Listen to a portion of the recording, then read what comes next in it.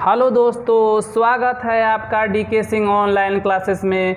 आज हम लोग एनसीईआरटी क्लास 10th का मैथ पढ़ेंगे। क्लास 10th के मैथ के अंतर्गत देखते हैं हम लोग लेसन 1.4 हम लोग का है वास्तविक संख्याएं, जिसको इंग्लिश में कहते हैं रियल नंबर्स। क्वेश्चन नंबर 3 की बात करते हैं। क्वेश्चन नंबर 3 से पहले आप लोग क्वेश्चन नंबर 1 और 2 को प्लेलिस्ट में जा करके देख लीजिए, ठीक है। अब क्वेश्चन नंबर 3 की बात करते हैं। क्वेश्चन नंबर 3 में दिया गया है कि कुछ वास्तविक संख्याओं के दशमलव प्रसार नीचे दर्शाए गए हैं। प्रत्येक स्थिति के लिए निर्धारित कीजिए कि यह संख्या परिमेय संख्या है या नहीं है। यदि परिमेय संख्या है और p/q के रूप की है तो q के अभाज्य गुणनखंडों के बारे में आप क्या कह सकते हैं, ठीक है।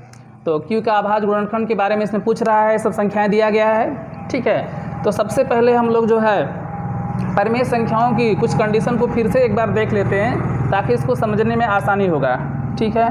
तो यहाँ पर जो है परिमेय संख्याओं की कंडीशन की बात करते हैं। तो परिमेय संख्या की 2 कंडीशन होती है, ठीक है।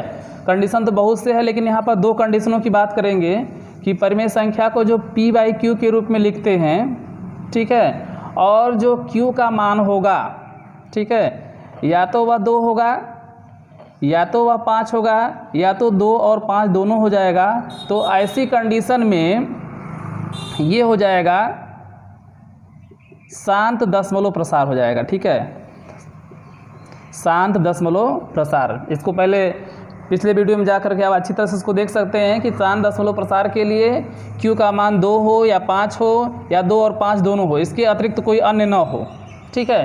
तो यहाँ पर शांत हो जाएगा परिमेय संख्या के लिए। परिमेय संख्या के लिए दूसरा कंडीशन यह भी है कि p/q में q का मान अगर रिपीटेड हो, बार बार आता हो, जैसे मान लेते हैं 10.33333, ठीक है, बार बार हो रहा है, तो यहाँ पर हो जाएगा अशांत आवृत्ति, ठीक है, अशांत आवर्ती हो जाएगा।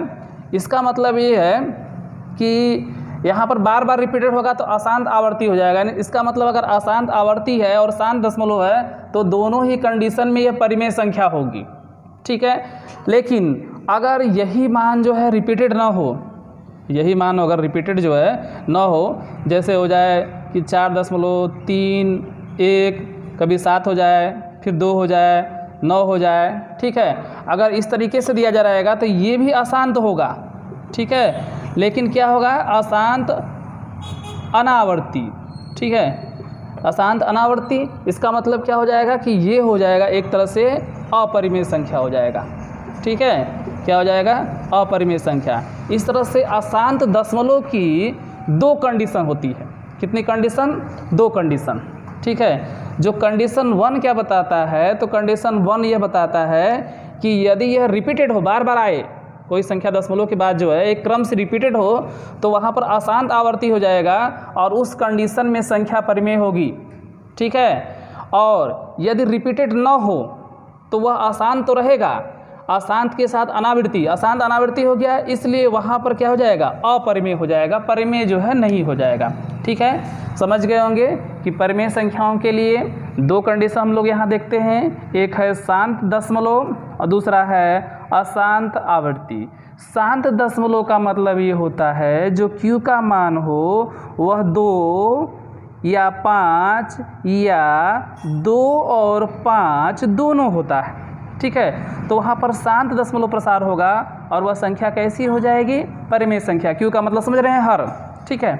अब बात करते हैं दूसरी कंडीशन देखते हैं p/q में, ठीक है। p/q में अगर जो है p/q का पूरे का मान, ठीक है, अगर p/q का मान जो है, अगर इसका मान जो है अशांत आवर्ती कैसे हो सकता है कि जो q का मान होगा वह क्या हो सकता है, 2 और 5 के अलावा कोई भी होगा, 3 हो जाए, 7 हो जाए, कुछ भी हो जाए, ठीक है, ले सकते हैं। और उस कंडीशन में ये भी देखना जरूरी है, यदि उसके मान दशमलव के बार बार रिपीट हो रहे हैं तो इसका मतलब कि वह अशांत आवर्ती हो जाएगा। लेकिन यह अशांत आवर्ती भी क्या है, परिमेय संख्या है, ठीक है।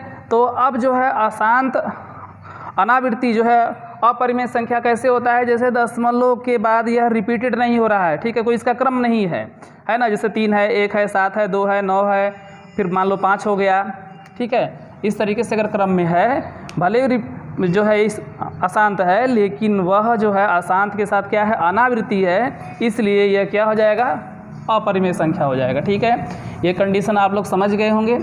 अब इस कंडीशन के माध्यम से सवालों को अच्छी तरीके से समझने की कोशिश करेंगे। ठीक है, अब क्वेश्चन नंबर 1 देखते हैं। क्वेश्चन नंबर 1 है,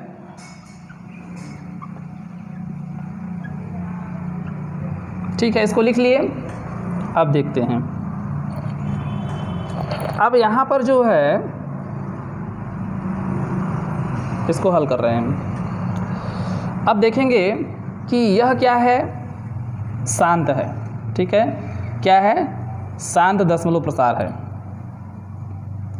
ठीक है, शांत का मतलब यह जो है यहीं पर रुक गया, इसके आगे बढ़ेगा नहीं। जब पूरी बार कट जाता है तो शांत होता है, तो यह शांत हो जाएगा। इसके बाद देखते हैं, जब ये शांत हो गया तो इसको हल कैसे करेंगे। दशमलव के बाद यहाँ कितने अंक हैं, 9 अंक हैं। ठीक है, तो दशमलव के बाद जितने अंक होंगे, ठीक है, उतना एक पर उतना शून्य जो है हर में बढ़ा देंगे। तो सबसे पहले दशमलव हटा देते हैं, पूरी संख्या को लिख देते हैं 4 3, फिर 1 2 3 4 5 6 7 8 9। ठीक है, 4 3 1 2 3 4 5 6 7 8 9 कर दिए बटे। ठीक है, दशमलव के बाद कितने अंक हैं, तो दशमलव के बाद जो है 9 अंक हैं। तो दशमलव के बाद जितने अंक होंगे एक पर उतना ही शून्य बढ़ा देते हैं। ठीक है, तो दशमलव के बाद जो है 9 अंक हैं, इसका मतलब एक पर 9 शून्य जो है बढ़ा देंगे। 1 2 3 4 5 6 7 8 9। ठीक है, अब आगे देखते हैं। 4 3 1 2 3 4 5 6 7 8 9। ठीक है, बटे कर देते हैं। अब देखिए इसको जो है 10 को क्या लिख सकते हैं, 2 गुणे 5 लिख सकते हैं। ठीक है, क्या लिख सकते हैं, 2 गुणे 5, या डायरेक्टली लिख दें तो एक पर जो है कितना शून्य है, 9 शून्य है। तो एक पर जितना शून्य 10 पर उतना घात, तो ये हो जाएगा 10 पर घाते कितना लिख सकते हैं, 9 लिख सकते हैं। ठीक है, 10 पर घाते 9 हो गया। और 10 को क्या लिख सकते हैं, 2 गुणे 5 लिख सकते हैं ना। 10 को क्या लिख सकते हैं, 10 को जो है 2 गुणे 5 के रूप में लिख सकते हैं। तो यहाँ इस क्वेश्चन को ऐसे भी लिख सकते हैं 4 3 1 2 3 4 5 6 7 8 9 अपान, ठीक है, इसको 2 × 5 टू द पावर 9। ठीक है, तो यहाँ लिख सकते हैं 10 को क्या लिख सकते हैं, 2 गुणे 5 पर घाते क्या हो जाएगा, 9 हो जाएगा। ठीक है, इस तरीके से यह Q के मान प्राप्त हो गए। ठीक है ना, Q के मान 2 और 5 दोनों प्राप्त हो गए। तो यहाँ पर जो है Q के अभाज्य गुणनखंड क्या हो जाएंगे, 2 और 5 हो जाएंगे। इसी की बात कर रहा था। ठीक है, पहला क्वेश्चन क्लियर हो गया। अब जो है इस दूसरे क्वेश्चन को देख लेते हैं। यहीं पर ये क्या है, देखिए यह 120 है, फिर यह जो है 1200 आ गया। इस तरीके से अगर देखेंगे, है ना, 1 2 0 हो गया, फिर 1 2 डबल 0 हो गया, 1 2 ट्रिपल 0 हो गया, 1 2, ठीक है, 4 0। इस तरीके से क्रम चल रहा है। लेकिन क्या यह क्रम जो है रिपीटिंग हो रहा है, नहीं हो रहा है। ठीक है, क्योंकि 12 के बाद यहाँ पर क्या है, 1 0 है, 12 के बाद यहाँ 2 0 है, 12 के बाद यहाँ 3 0 है। ठीक है, तो इसका क्रम सही नहीं है। क्रम का मतलब ये 120 है ना, 1 2 0, फिर 1 2 0 1 2 0 ऐसे बार बार आता, तब यह जो है रिपीटेड हो रहा है। ठीक है, तो यह जो है रिपीटिंग नहीं हो रहा है, इसका मतलब कि यह अशांत आवर्ती है। जब अशांत आवर्ती है तो सीधी सी बात है, क्या है, अपरिमेय है। क्या है, अपरिमेय है। ठीक है, तो जब सीधी सी बात है यह अपरिमेय है तो इसको जो है आगे बढ़ने की कोई ज़रूरत नहीं है, इसको बस यहीं से देख लेते हैं। हो गया क्लियर। अब जो है देखते हैं इस क्वेश्चन को, इसके ऊपर बार लगा है, तो बार का मतलब बार बार, बार का मतलब बार बार होता है। ठीक है, तो या इसको अगर हम लोग तोड़ के लिखना चाहें तो ऐसे लिख सकते हैं 43.1 2 3 4 5 6 7 8 9। फिर इसको दोबारा लिख सकते हैं, है ना, 1 2 3 4 5 6 7 8 9। ठीक है, डॉट डॉट इस तरह से रिपीटिंग हो रहा है।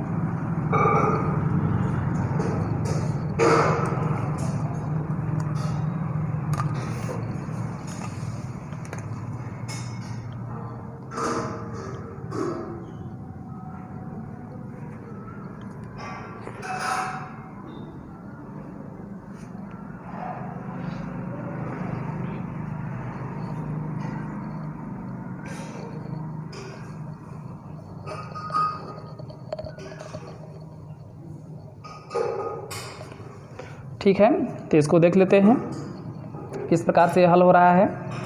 तो इस तरह से रिपीट हो रहा है। अगर यहीं पर मान लिया जाए, ठीक है, क्या मान लिया जाए, इसको x मान लिया जाए, माना x बराबर, ये पूरे क्वेश्चन को मान लिया जाए, ठीक है, इसको डॉट डॉट ले सकते हैं। x बराबर अगर पूरा मान लेते हैं तो इसको मान लेते हैं समीकरण नंबर 1, ठीक है।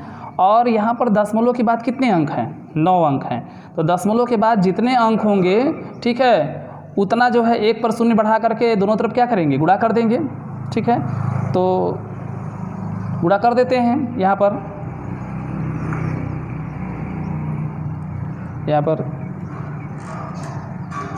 1 पर जो है 9 शून्य बढ़ाएंगे क्योंकि 9 अंक हैं। 1 2 3 4 5 6 7 8 9, ठीक है। फिर x लिख देंगे। अब देखिए जब गुणा करेंगे दशमलव कहाँ आ जाएगा, यहाँ आ जाएगा, ठीक है। तो 4 3 1 2 3 4 5 6 8 9, ठीक है। 9 के बाद पॉइंट वहाँ लगा देंगे।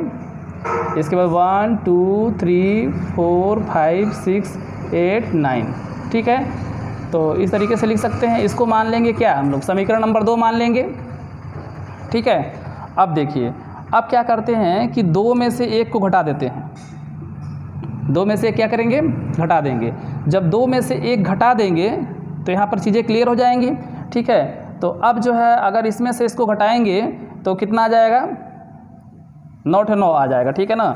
अगर हम लोग जो है इसमें से अगर 1 घटाएंगे, x घटाएंगे तो 9 9 हो जाएगा। तो यहाँ लिख सकते हैं 1 2 3 4 5 6 7 8 9 x हो गया, ठीक है। अब क्या करिए कि अब इसमें से जो है इसको घटाना है तो 43 यहाँ से घट जाएगा, ये तो ख़त्म हो जाएगा, इसका कोई मतलब है नहीं दशमलव के बाद। तो 43 इसमें से घटा देते हैं। यहाँ से आप देख सकते हैं अगर 43 आप घटाएंगे तो कितना आएगा, 9 में से 3 गया 6 बचेगा, ठीक है, 6 हो गया। 8 में से 4 गया, कितना बचेगा, 4 बचेगा।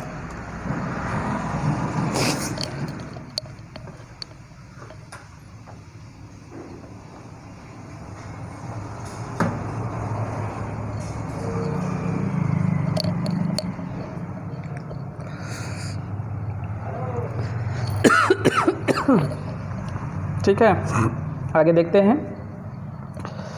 तो इसके बाद 9 में से 3 घटा दिए, 6 आ गया। 8 में से 4 गया, 4 आ गया। बाकी को लिख देते हैं। बाकी है जैसे 7 है, 6 5 4 3 2 1 फिर 4 फिर 3, ठीक है, ये हो गया। अब इसके बाद x का मान निकालेंगे। तो x बराबर क्या लिख सकते हैं, 4 3 1 2 3 4 5 6 7, इसके बाद क्या हो जाएगा 4 6, ठीक है। और इसके बटे इसी को लिख दें, 9 to 9 है, 1 2 3 4 5 6 8 9, ठीक है। इस तरह से x के वैल्यू हो गए और यहाँ से आप q के मान को जो है देख सकते हैं, ठीक है। इस तरीके से सवाल क्लियर हो गया। आज के लिए बस इतना ही और यह चैप्टर जो है समाप्त हो गया। और सभी लोग जो है ध्यानपूर्वक होमवर्क लिख लेंगे, ठीक है। सबके लिए होमवर्क क्या है, होमवर्क जो है सब लोग करेंगे। इसमें जो है 1 पॉइंट प्रश्नावली 1.4 का पूरा सवाल, ठीक है, और पूरा उदाहरण करना है, पूरा उदाहरण, ठीक है। ये सब जो है हल करना है। और आज के लिए बस इतना ही। इसमें कमेंट बॉक्स में आकर कमेंट कीजिए। थैंक्स।